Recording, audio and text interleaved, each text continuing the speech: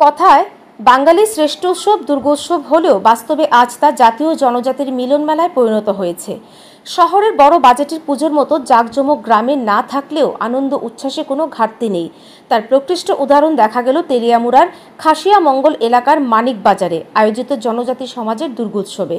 মানিকবাজার এলাকার জনজাতি ভাই বোনেরা বহু বছর ধরে নিষ্ঠ ভক্তি ভরে দুর্গাপূজার আয়োজন করে আসছে। পুজোর প্রতিটি আচার অনুষ্ঠান তারা চিরাচরিত নিয়ম মেনে পালন করে।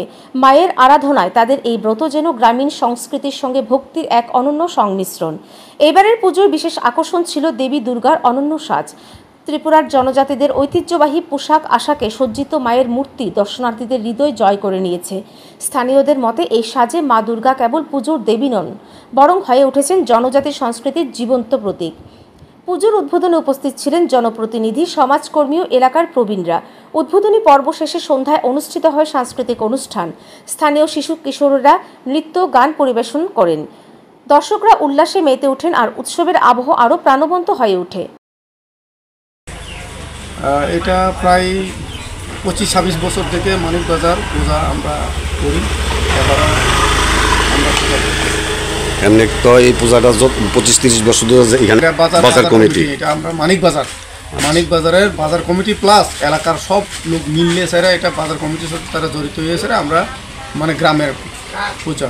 কেমন বাজেটের পূজা হয়? এটা বাজেট তো আমরা যেমন বাজার কমিটি তারা কালেকশন করে, আর যারা মানে এলাকাবাসী তারা পূজার জন্য সবাই কিছু টাকা দেয়। বাইরে থেকে কোনো চাঁদা টান্দা? না, বাইরে থেকে কোনো চাঁদা হয় না। আমরা ছোট জাস্ট এই গ্রামের মানুষই আমরা পূজা করি। তো এই পূজার সামনে রেখে কি কোনো প্রকার কাজ আছে নি, যেমন সামাজিক কাজ টাজ, রক্তদান?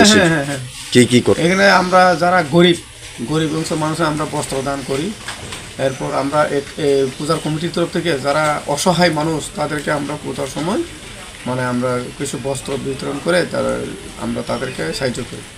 এই দুর্গোৎসবকে ঘিরে পুরো মানিকবাজার এলাকায় সৃষ্টি হয় উৎসব মুখর পরিবেশ।